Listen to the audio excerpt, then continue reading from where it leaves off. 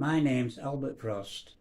I attended Oswin Avenue School between 1949 and 1953. And I remember actually going to London and walking up Queen Street and all the people, waving goodbye to us as we set off for London. As I say, I remember living in Tooting. When we were in Tooting, winter time, my dad were in army. Mum had got she was having to do work part-time. For Christmas, someone had made us, a carpenter had made my brother and I a wooden ship and a wooden train. It was that cold that when Mum were out at work, we actually chopped the trains up and the wooden ship and lit a fire for Mum when she come in, so she was warm when she came in from work.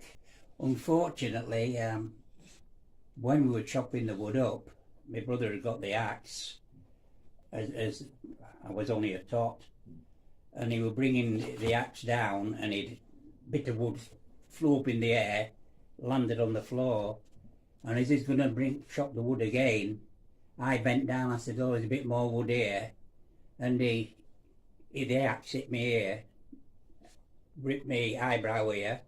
Still got the scar. Mum happened to come in at that moment, and I remember her taking me to the doctor, and I sat on my mum's knee while the Irish doctor sang me a lullaby while he stitched it all up. And that's my memories of Tooting before we moved on to Uvedale Road in Chelsea, where you got King's Road at one end of Uvedale Road, and the other end you've got the Locks Road power station, and maybe 500 yards from there was Battersea power station, and that's when the German planes were coming over trying to bomb the power stations, and half of our street did actually get hit. I remember all the windows where we lived in Chelsea, all the windows went in, and you could actually see the walls bending with the force of the the bombs, explosions.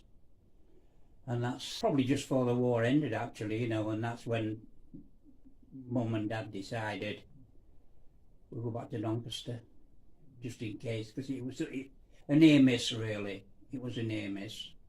Then of course life started in Doncaster again, going to the Waverley Avenue School, King Edward Road Infants, King Edward Road Juniors, and then on to Oswin Avenue, as they used to call us, the Ossie Closet Divers.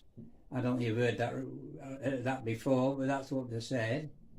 And we went there with trepidation because we were always told when the first year, when you got there, the other kids in the school would pick you up and throw you over the wall back onto the pavements outside. So of course we were full of trepidation, but we got by it. I loved football, and when I was in the junior school I played football for juniors right the way through. For some reason they had an intermediate team at Oswin Avenue, but for some reason I don't know, but I didn't really ever play for them. I once remember I was going to be a first reserve because the regular lad who played there, he hadn't been in school for about 7 or 8 weeks, and of course they asked me if I'd go and play. I remember being really excited about, because it was, I believe it was at Hatfield we were going to play. To my disappointment, we got halfway to Hatfield, and the lad who hadn't been to school for 7 or 8 weeks, I heard all rest of the team cheering, and he was on a push bike and he was pedalling his way to Hatfield, which meant I didn't get to play. I had to hide my disappointment. But then later on, I always remember, I think it was Mr. R. Taylor, he came round the classrooms and he was asking for people, do you like football? Would you like to play football? And it would seem that there'd been a bit of an altercation between the lads who were in the 4th year at the school and who played for the, for Oswin Avenue, and they had some altercation with the Mr. Taylor, and they decided they weren't going to play anymore for Oswin Avenue. So we were in the third year when he came along, Mr. Taylor, and asked us if we were frightened of getting a broken leg or breaking his arms, and I said, no, of course not, it'll mend. I started playing football for the senior team in the third year at Oswin Avenue, and carried on then right the way through to the end of me schooling there. I remember playing at the deaf school when I was in the third year. I believe I got an hat-trick. I was playing out on the right wing, and I scored direct from a corner. I got 2 of the goals besides making an hat-trick. And I always remember the following season when we went back to the deaf school, they remembered me, and they were all doing the hand signals and pointing to me as if to say, watch him, like, you know. Yeah, that's my memories of me footballing career with Oswin Avenue. As you know, they've got the quadrangle in the middle of the school. They did make it so that we had staggered hours.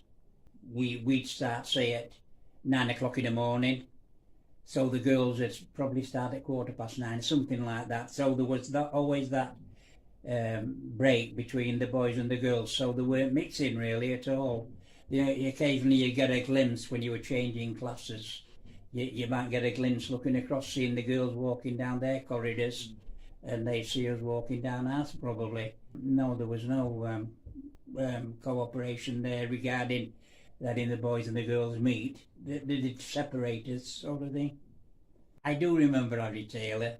I remember his wife. She was a blonde-haired lady, attractive lady, and I believe they lived on Lambeth Road, somewhere around that area in Bowlby. We knew he was, all the lads knew he was a speed walker, if you like. We could never work out. We could walk like that and not break into a run. Yeah, he also, he did take PE, physical education. He also, punishment, he'd have a slipper, or he'd have, you know, the mask what you wore in the war, that's a bit of a pun. The mask you wore in the war for gas, they would have got like a pipe on, like that, like a flexible hose. And if you did anything wrong, Harry used to say, right, what do you want? Do you want the slipper? And he used to call it Hiawatha, this pipe thing, and you had to choose which one he punished you with. Yeah, that was Harry Taylor. Yes, that always stands in my mind is that I go back again to when I was at Bowlby Junior, and at Bowlby Junior, Mr. Dean, he was also he took us for football as well. But on a Friday afternoon, we'd have a spelling test in the junior school, and you'd got to get 17 out of 20, and then he would then converse with you on a story or something like that. But if you got below 17, you had to do your spelling test again. And it was very, very rarely that I ever got to the 17 or above it. I will be forever, ever grateful when I went up to the Oswin Avenue, met Mr. Orty, of course, the English teacher, and somehow I seemed to have an understanding with him. I finished up. They used to give you a school report, and it was effort and attainment. So you got 2 marks. 1 was excellent, and then 2 was very good, 3 was average, 4 was below average, and then number 5, I think that were not classified. And Mr. Orty, God bless him, I'll be forever grateful to him. He got me, whereas I would get him 1-on-1 every time with English, and so that always stuck in my mind. And I always appreciated that man, because I accept that he was the man that really raised my belief in myself regarding spelling, and I really appreciated that from Mr. Orty. And he was a lovely man, to my mind, even as a young lad then, from being there as a 12-year-old and onwards. You could actually see, I believe, I always looked at his face, and I always thought I could see the strain and the stress of what that man must have gone through. It seemed to me, my imagination, but it seemed it was etched in his face, what he'd gone through. I admired him. I really did admire him. I had personal contact with Eric Holmes. I remember playing against him when the pupils played the teachers, on Sanford Road there. And I always remember him going up to head a ball. And I always remember when he headed that ball, he hit that crossbar, and I'll swear that for 5 minutes later it was still shaking. There again, he was a footballer. I loved my football, and I thought Derek Holmes, it was really nice. I know in those days he did play for Denby United, and somebody else had told me that he finished up playing at Retford Town, I believe. It was in my time there when they actually built the gym. Yeah, I remember actually watching them building that gym, because they used to have the bike sheds along there as well, and we were the first, probably my year, were the probably first to use it when it was built.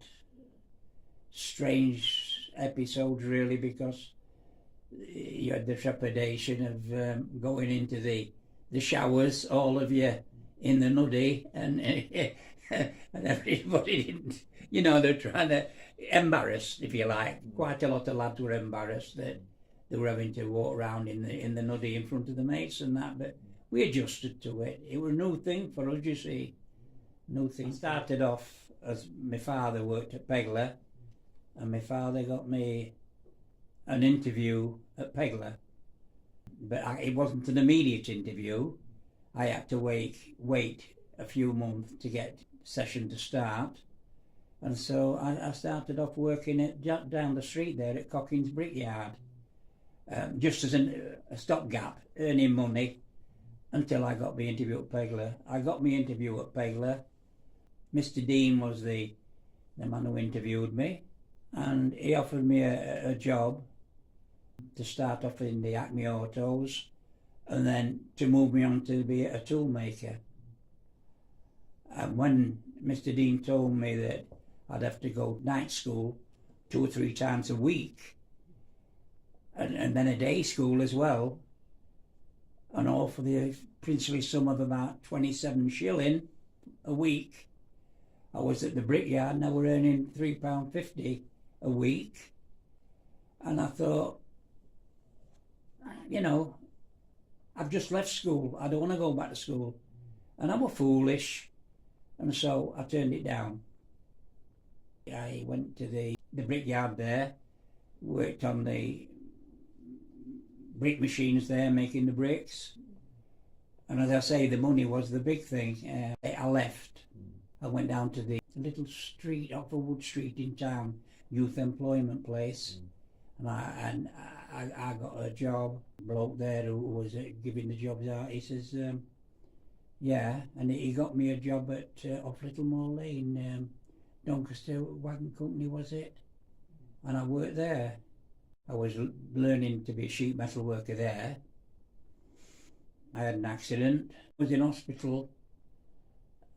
Funnily enough, just before I went in, I was looking forward to the team I was playing for, Enfield House, which was a carry-on from Oswin Avenue, all the lads I knew. There was a cup final, and I was so looking forward to that. Then I had my accident, so I knew I couldn't play in that final. Luckily, the following season, I picked myself up off the ground, started playing football again, got through to the cup final again, played on Doncaster Rovers. Unfortunately got beat 2-1. There was someone from Lincoln City that was so impressed by the way our lads had played that even though we'd got beat 2-1, they invited us to go and play a Lincoln City 11 at Lincoln, which we did. And then of course, with it being under 18s league, that was the last game I played for Enfield House. I finished up getting a couple of little jobs. The money wasn't too good. I was a gardener at Western Hospital, and I was happy there, but the money weren't very good. And by then I was married and got a child.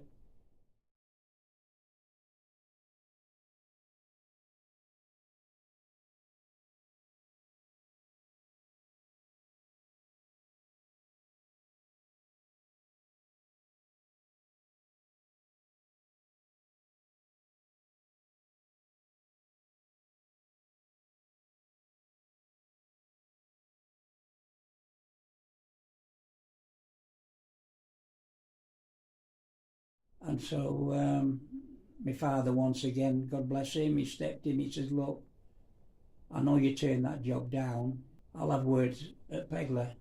And he got me back in Pegler.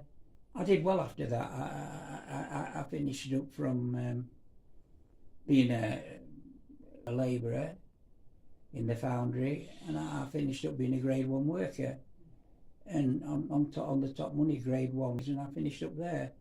And I stayed there then for 43 years. I finished up to being a caster, casting all the different products, you know, and doing nothing I couldn't do on that job. Then I finished up, for the last 3-4 years I finished up. I'd had enough of walking about with a ton of molten metal in a pot. So I finished up as a furnaceman then, but I was still grade 1. So I did all right for myself, you know.